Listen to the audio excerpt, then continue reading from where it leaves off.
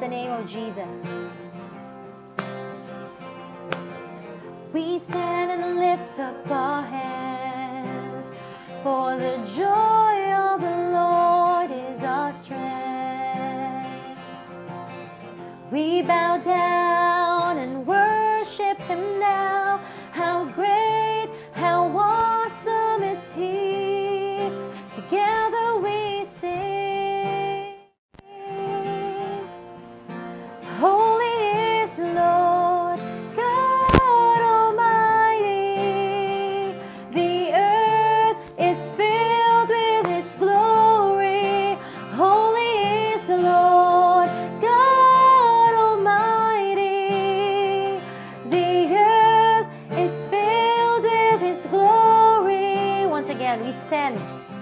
We stand and lift up our hands, for the joy of the Lord is our strength. Amen. We bow down and worship Him now. How great, how awesome is He. Together we sing. Everyone sing. Come on, let's sing. Holy is the Lord God Almighty. The earth is filled with His glory. Holy is the Lord God Almighty. The earth is filled with His glory. It's rising up. It's rising up all around. It's the anthem of the Lord's renown. It's rising up all around. It's the anthem of the Lord's renown. Together we sing. Together we sing. Come on, community. Everyone sing. Holy is the Lord God Almighty. The earth is filled with His glory. Holy is the Lord God Almighty. The earth is filled with His glory. For the last time. Holy is the Lord God Almighty. The earth is filled with His glory. Holy is the Lord God Almighty. The earth is filled with His glory. The earth is filled with His glory. Amen. The earth is filled with His glory.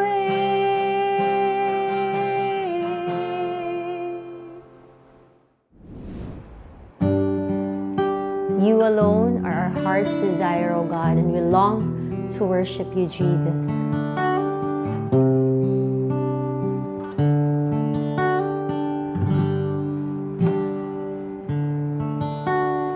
As the deer panteth for the water, so my soul longeth after Thee. You alone are my heart's desire, and I long to worship Thee. For You alone are my strength, my shield. To You alone may my spirit yield. 'Cause You alone are my heart's desire, and I long to worship Thee. Once again, as the deer the deer panteth for the water, so my soul longeth after thee. You alone are my heart's desire, and I long to worship thee. Let's say it to Jesus. You alone are my strength, my shield. To you alone may my spirit yield. You alone are my heart's desire, and I long to worship. We love you more than gold, Jesus. I love you more than gold or silver. Only you can satisfy. No one else, Jesus.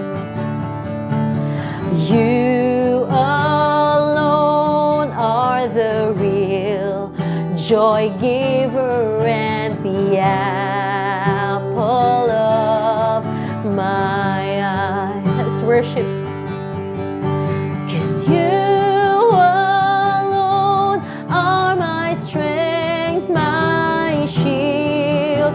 To you alone may my spirit yield. You alone are my heart's desire, and I long to worship. Let's say, you're my friend. Thank you, Lord. 'Cause you're my friend, and you are my brother, even though you are a king. We love you more than any other. I love you more than any other, so much more than anything, Jesus. You alone, is you alone are my strength, my shield. To you alone may my spirit yield. 'Cause you alone are my heart's desire, and I long to worship. Once again. 'Cause you alone are my strength, my shield. To you alone may my spirit yield. You alone, Jesus. 'Cause you alone are my heart's desire, and I long to worship thee. And I long to worship thee. Our hearts, Lord. And I long to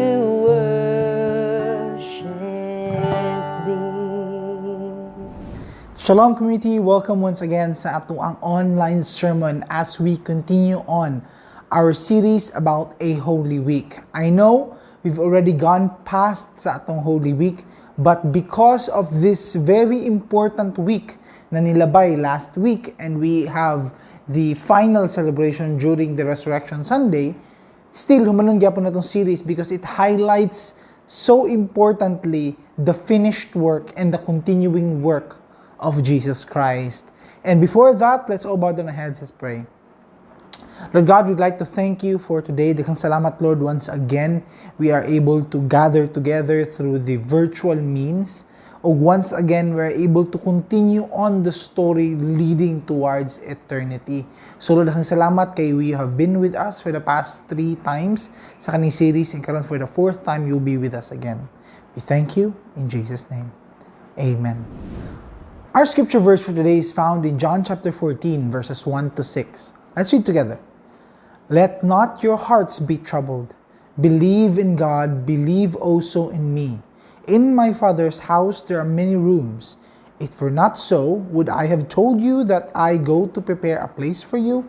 And if I go and prepare a place for you, I will come again and will take you to myself, that where I am, you may be also, and you know the way to where I am going.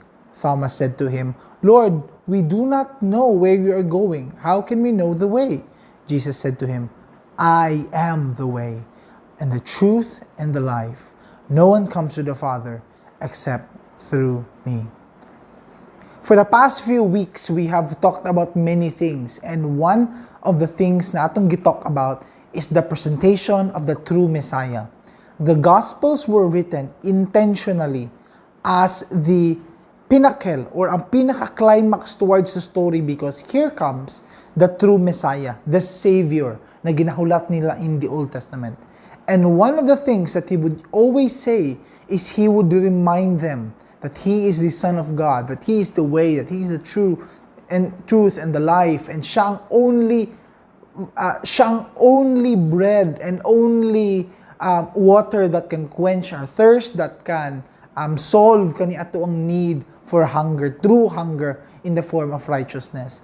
And so pag-present niya sarili niya ana, it establishes himself na siya mismo gaingon, I am the true Messiah. Now, if you're not really familiar or gusto tag refresher, let's very quickly go through the summary of what we have gone through in order para maabot ta diri sa final nato na message. We discussed about the Garden of Eden, and it was God's plan, His desire that we have fellowship with man, and gipakita dito sa garden all these different things na gina-exhibit nato or gina-portray nato that God's desire that we have. We have work, not a ceasing of work, na ay provision of our needs, na ay building a family, and na ay fellowship with God. Of course, in heaven, God's desire that this will be ang pinaka-ultimate diri, which is really ang fellowship with God. That you cannot work properly or in a God honoring way if wala kay fellowship with God. You cannot cease from work without relationship with God. Wala kay tarong nga provision of needs or the proper way of getting the needs if wala kay fellowship with God. Dili grounded or solid or lasts for eternity in mo family if without the fellowship with God. Diha nag-hinge tanan.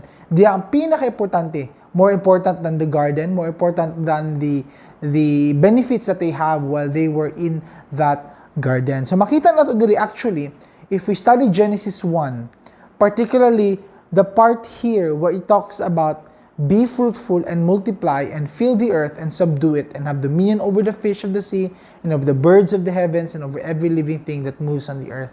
This focuses that actually, ang plano sa Ginoo, wala ta magpabilin sa garden. That we will not be there forever. Rather, that we would have and start the relationship with God there, establishing kana na covenant, kana na role, kana na type of dynamic na naatay fellowship with Him, nag-start to build sila sa ilang family, and then eventually they would subdue the earth, meaning they would go out from the garden, from the place where they would constantly meet with God, go out, expand, invent, do so many things, with that continued relationship with God. That was the command here in Genesis chapter 1.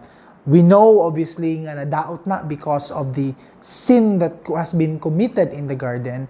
And that is the reason why nganong big deal kaayo ni nganong of all the creation, it was mankind who was given these privileges. In fact, in Psalm 8 it says here, when I look at your heavens, the work of your fingers, the moon and the stars which you have set in place, what is man that you are mindful of him, and the Son of Man that you care from him? Yet you have made him a little lower than the heavenly beings and crowned him with glory and honor. You have given him dominion over the works of your hands. You have put all things under his feet. He has chosen mankind to be kaning glorified, crowned creation. Dili other types of animals.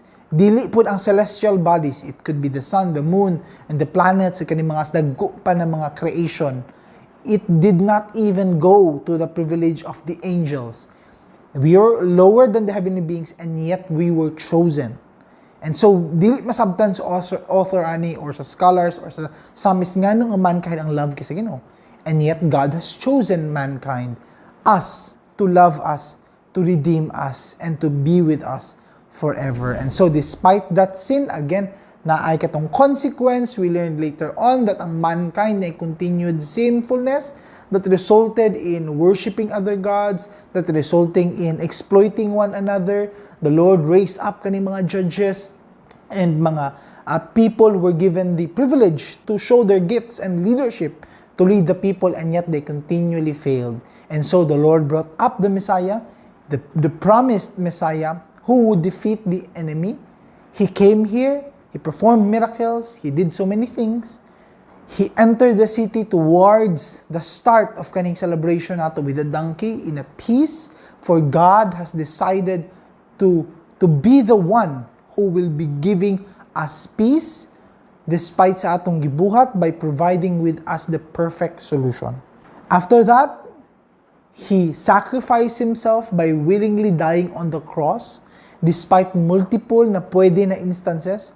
If you go to the Gospels, there were many instances where He would say, I'm innocent, wala ko gibuhat, wala ko'y mali na buhat.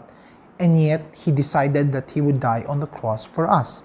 He did. After 3 days, He was resurrected, defeating sin, defeating death, conquering the enemy, making a final result sa ilahang battle. And after 40 days, meeting with His disciples, He ascended to the heavens, and the angels who were there told Him, in the same way, He would come back in the future. We are waiting for that time.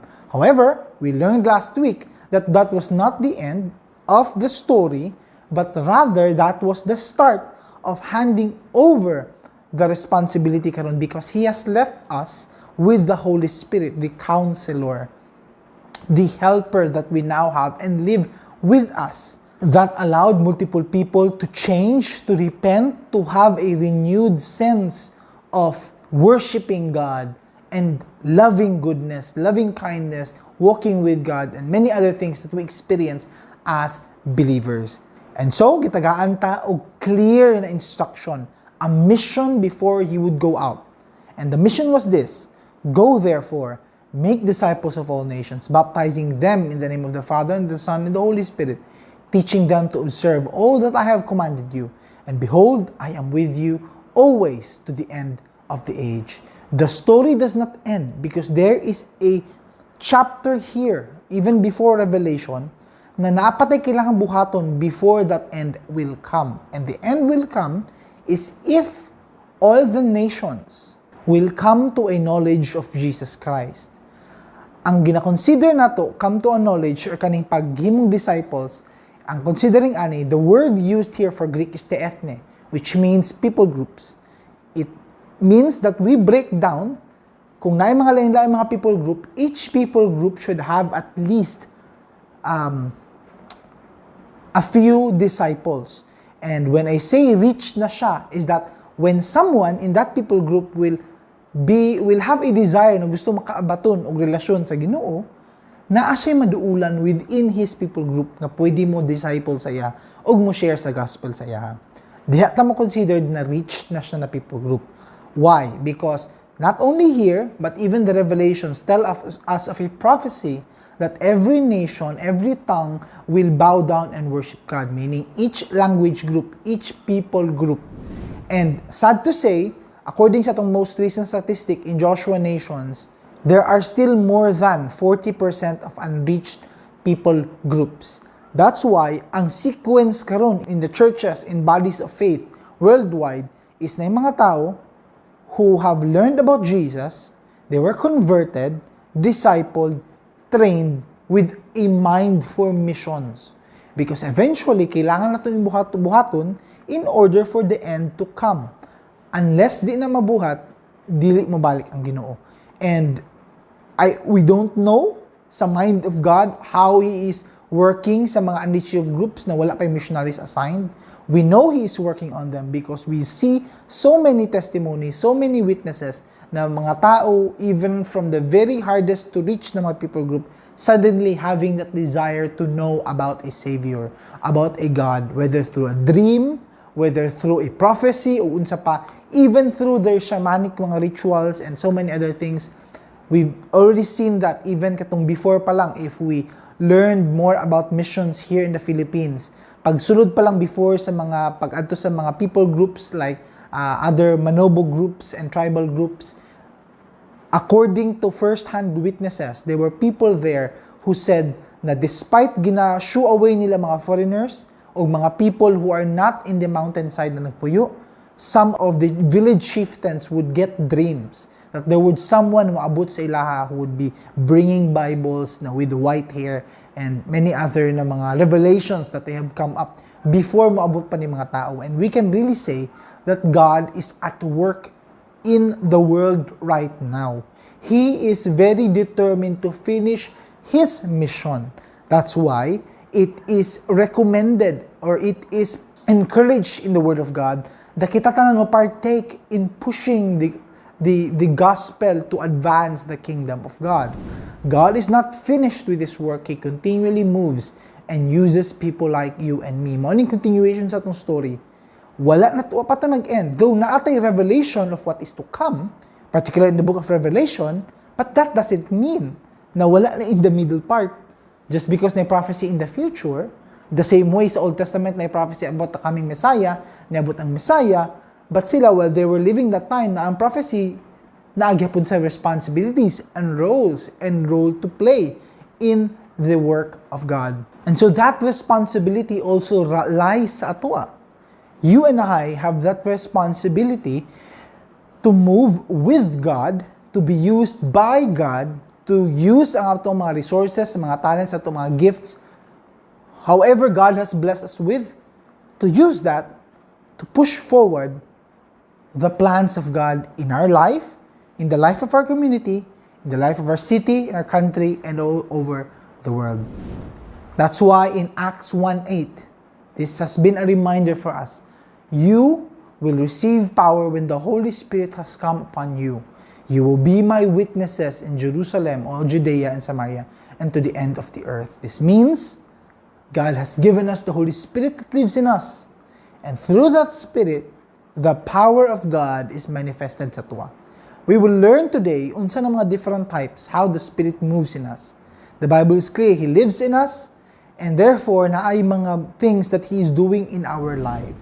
First, we are reminded in 1 Corinthians 6, do you not know that your body is a temple of the Holy Spirit within you, whom you have from God? You are not your own, for you were bought with a price. So glorify God in your body. That concept of being a temple of the Holy Spirit has a lot of connotations, even Jewish connotations. Now, we don't have to be an expert to understand unsa ni. But imagine, what does a temple do? Unsay mga activities diha? That's why Romans chapter 12 reminds us that we offer up our bodies as spiritual sacrifices. This means, ang concept of our body as spiritual temple, nagpuyo ang Holy Spirit diha, and there are spiritual activities that is happening here. You are a temple of God. Holy Spirit lives there, and the Lord has given us this mandate. Mauna, importante para sa mga early apostles, ang holiness. We pursue holiness because if the Spirit lives in us, He knows what we're doing, what we're thinking, what we're watching, what we're saying, what we are spending money on, unsa pa atong mga ginakabalakan. He knows.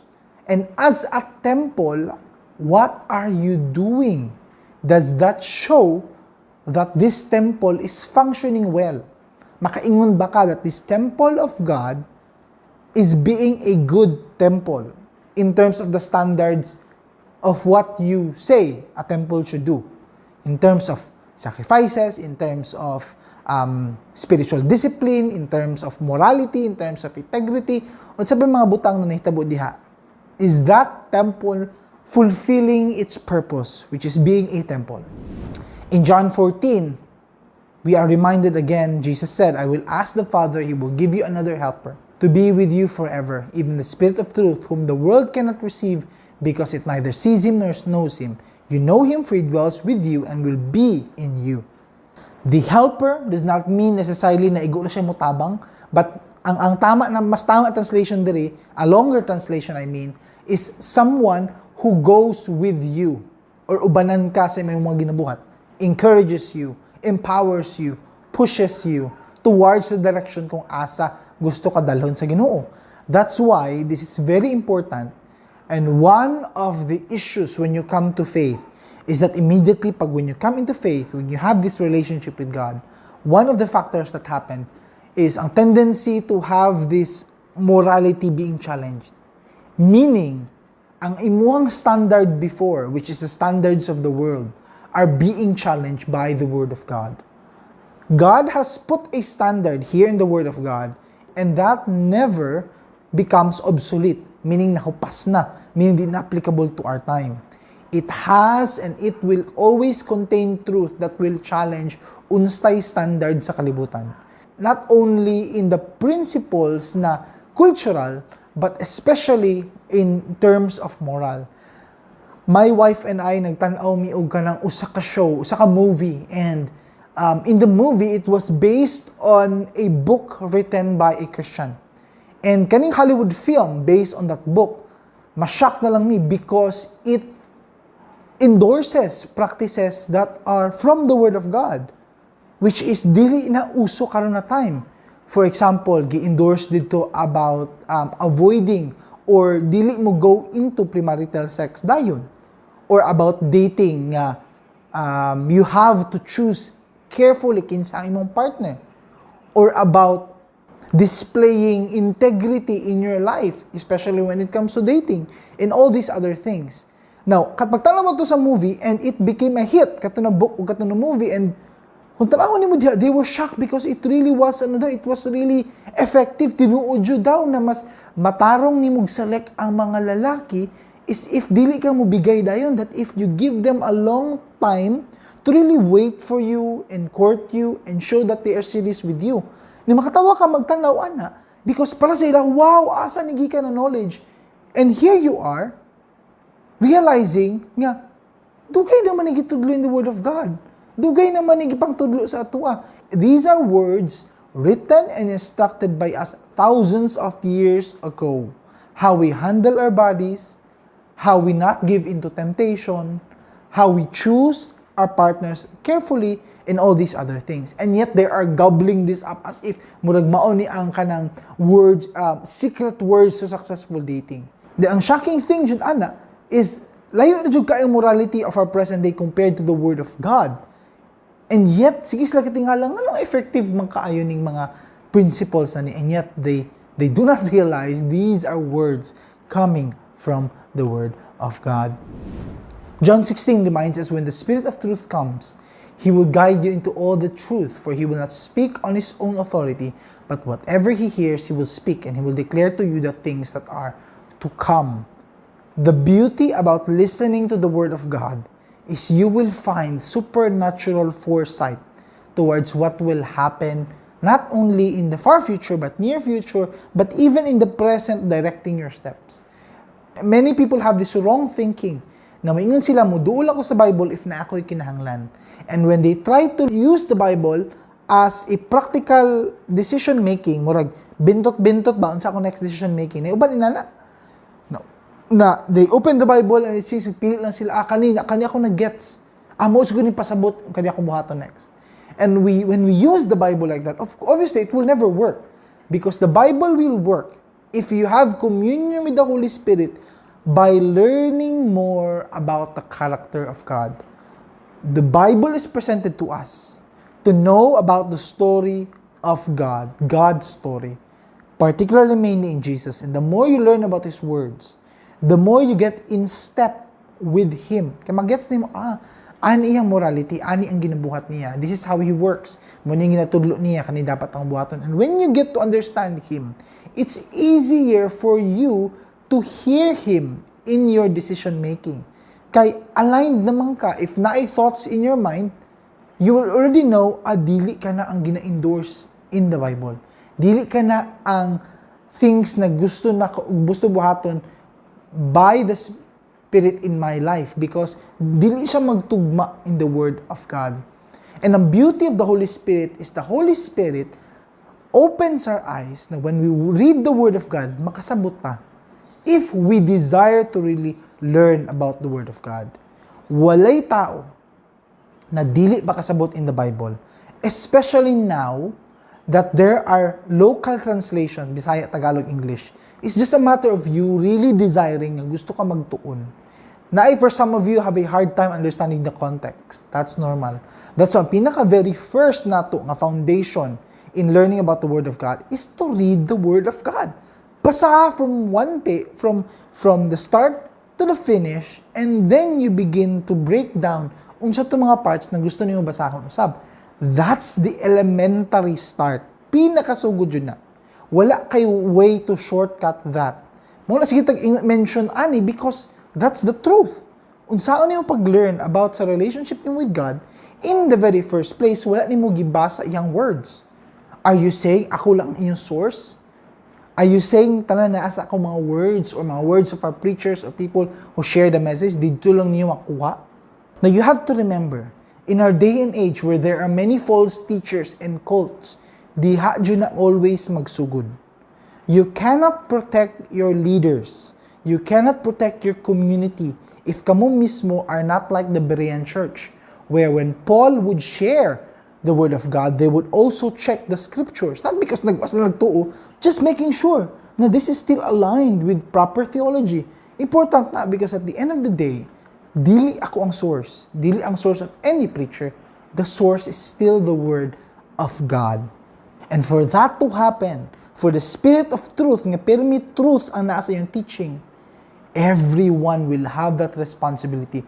Learn the Word of God because if mulihis na, somebody will be able to say, di na ni tama. And that's a community effort. That's not one man, that's not a group of men, but everyone, men, women, adolescents, tanan in the community. And the beauty of the Spirit of truth, ang beauty of Spirit in how this plays, is that He will be the one to teach us. He will give us insight. He will give us direction towards the truths of God. 1 Corinthians 12, Paul reminds us, therefore, I want you to understand that no one speaking in the Spirit of God ever says Jesus is accursed, and no one can say Jesus is Lord except in the Holy Spirit. Even ang Holy Spirit guides us to declare that Jesus is God. It's not on your own will. It's not on your own willpower or desire or simply kayo lang jud kay kamo decide for the family. No. Na factor in the idea. Even you could say the main instigator of you saying this is God, Jesus is Lord, Jesus is the one you will follow. It's the Holy Spirit pushing you and prodding you that way. Now, when I was very early sa ako ang pag-learn about the Bible, I joined a seminar and mga courses about how to share the gospel, how to communicate truths from the Bible and sharing to other people. So, before, we still have an internet cafe and ako my responsibility at that time was ako ang mag-shifting with my mother. So, magpulihanay mi magbantay sa internet cafe. Sometimes, the other siblings would help.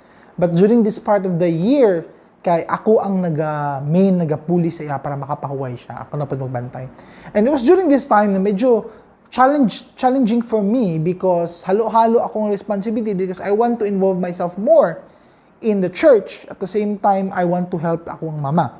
And so, gibuhat na ako, after the seminars that I want to share more about Christ to other people, kung sound ka na ako ni pag-hit two birds with a stone.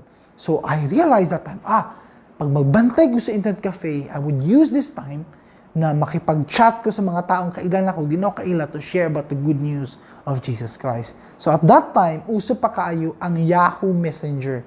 Ang Yahoo Messenger is a chatting software. I'm not sure if naapa na sila karon, napagamit anak karon, but ato na time na mga public and private rooms. And I joined public room. Anak ko, kani. Na yung mga tao, ready na ni sila. Gusto na kayo ni sila. So, praise ako, Lord. Magkadto ko sa ako Yahoo Messenger karon, mangita ko mga taong nanginahanglan nimo, and I will chat with them and share with them the gospel. Amen. Sud na ko sa Yahoo Messenger. adto ko dito sa religion na status. And then, nakita ko itong mga groups na almost full na. Sulod ko. Makasulod ko dahil tao, so I will share the gospel there. Share ko about Jesus is the way, the truth, and the life. Chat ko about ani, paspas mo type, tubag-tubag ko sa mga inani, ani.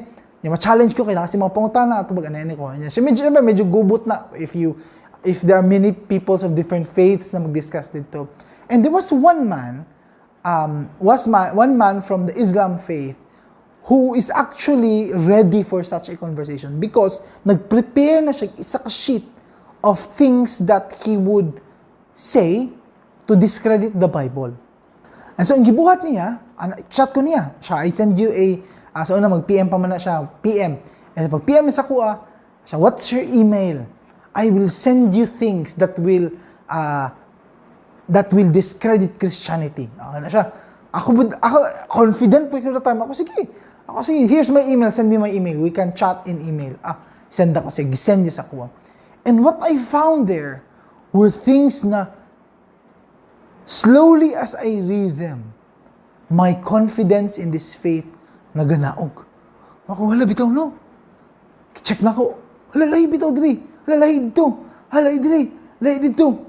And it was so troubling for me because as a baby Christian at that time, meaning bago lang ka sa faith and then on fire pa kay kamurag giitsahan ko ka ng dagang tubig ba, immediately napalo ang kalayo.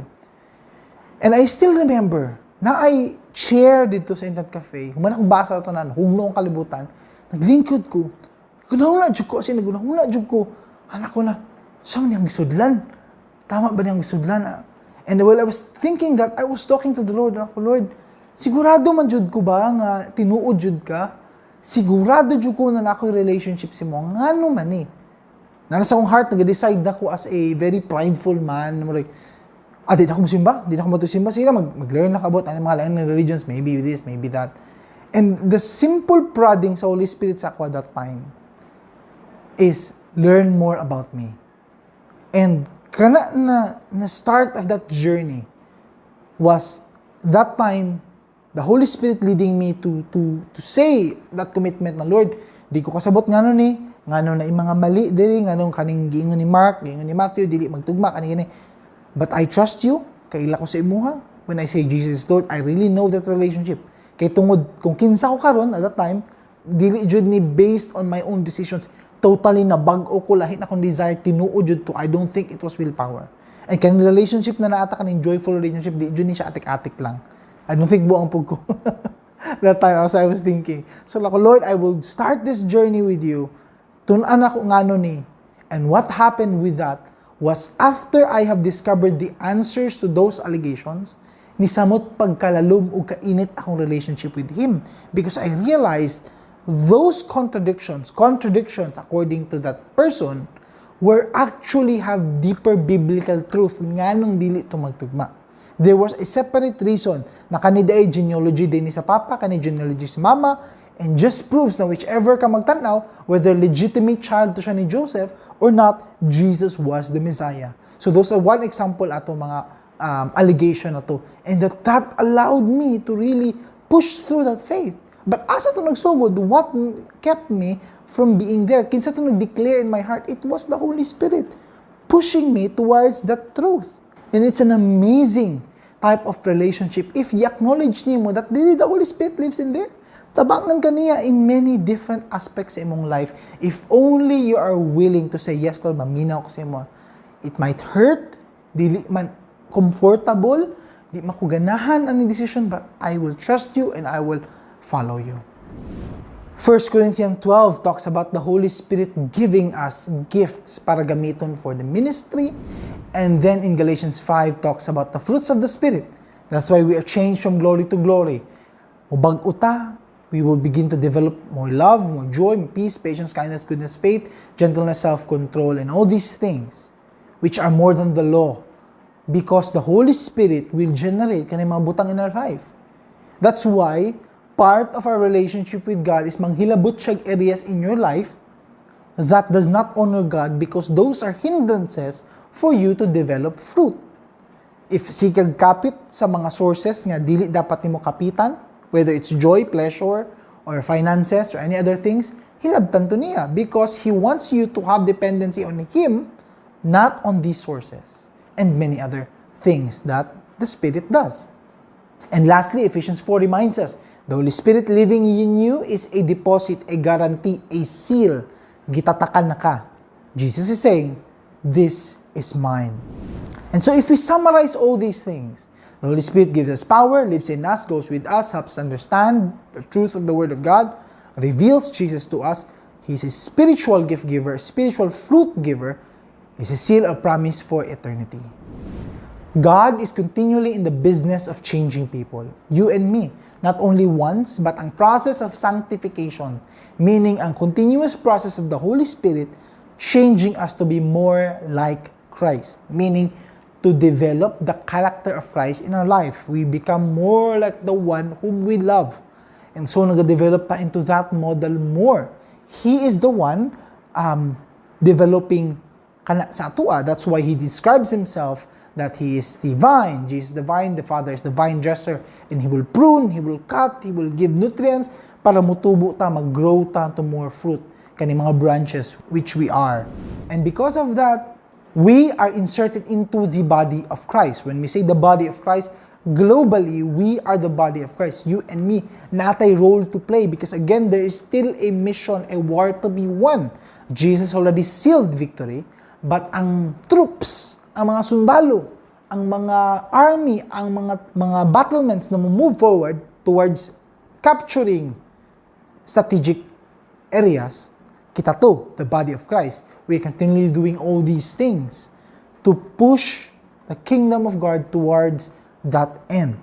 And so, that's kingdom mindset, thinking about the kingdom of God here on this earth. And this is a question that I want to throw to you, because this is a self-reflective question na importante kayo for us to ask ourselves.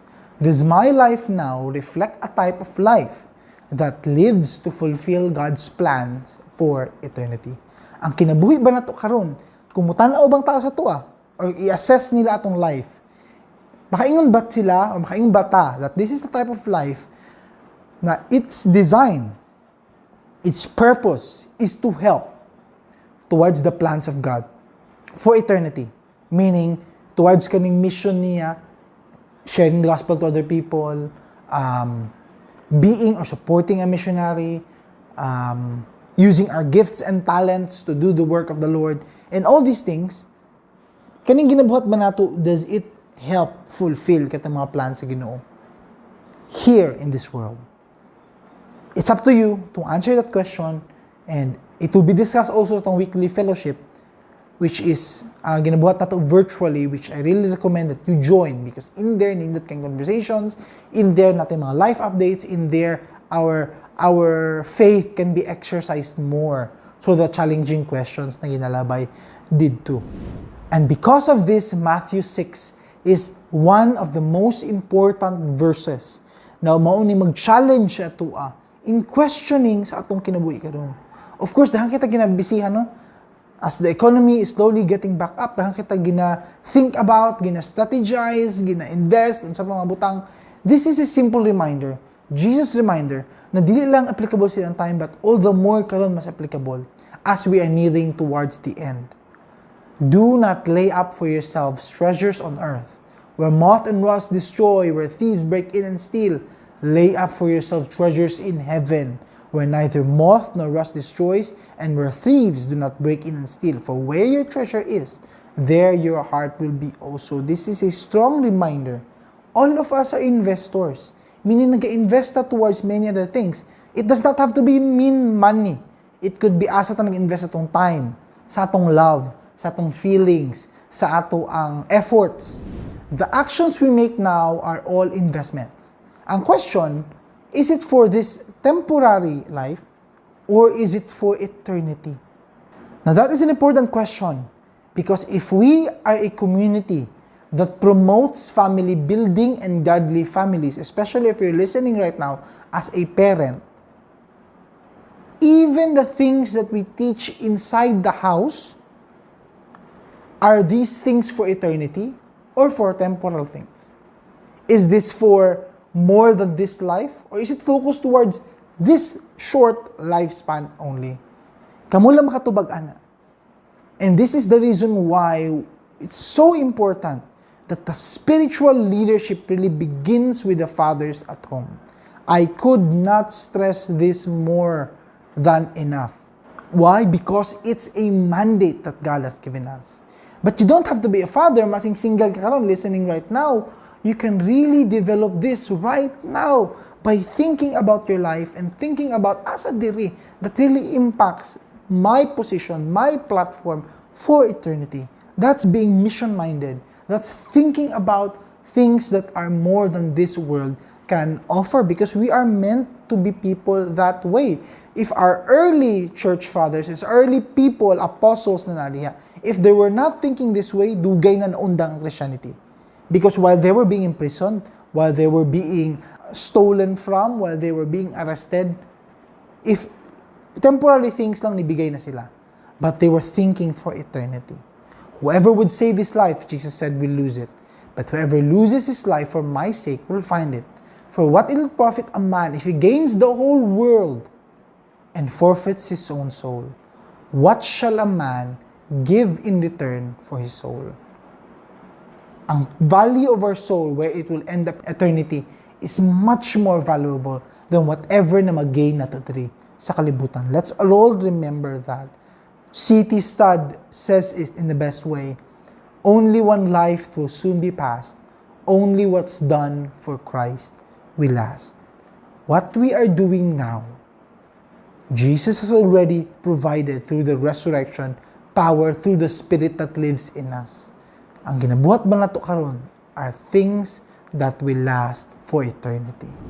That's a challenge for us all. As we close out this series with this message on the path to eternity, let's all remember the Spirit living in us and challenging us to live more for Christ. Let's bow down our heads, let's pray.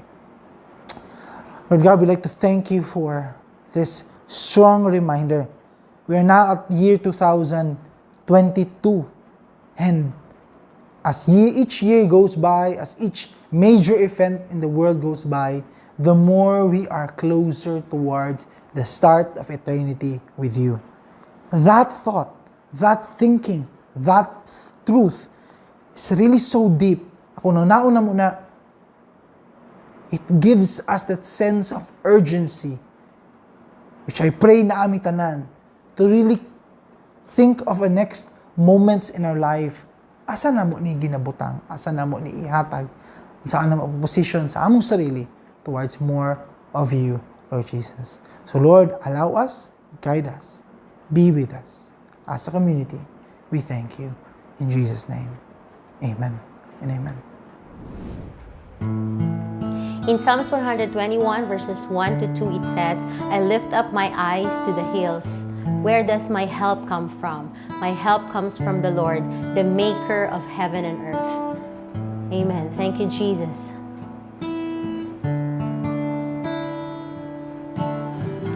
My foes are many, they rise against me, but I will hold my ground. Amen.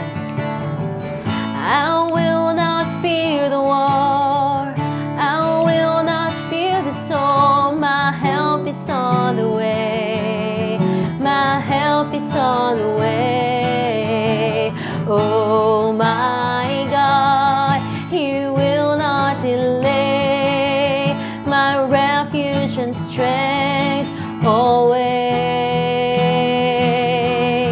I will not fear, His promise is true, my God who'll come through always, always. Thank you, Jesus. Troubles surround me, chaos abounding, my soul will rest in you. Thank you, Jesus. I will not fear the war, I will not fear the storm. My help is on the way, my on the way. Oh my God, He will not delay. Thank you, Lord, my refuge and strength always. Let's declare, I will not fear, His promise is true. My God will come through always, always. Once again, my foes are many. Thank you, Jesus. My foes are many, they rise against me, but I will hold my ground. We will not fear, Lord. I will not fear the war, amen. I will not fear the storm. My help is on the way. Thank you, Jesus. My help is on the way. Oh my God, He will not delay. My refuge and strength always.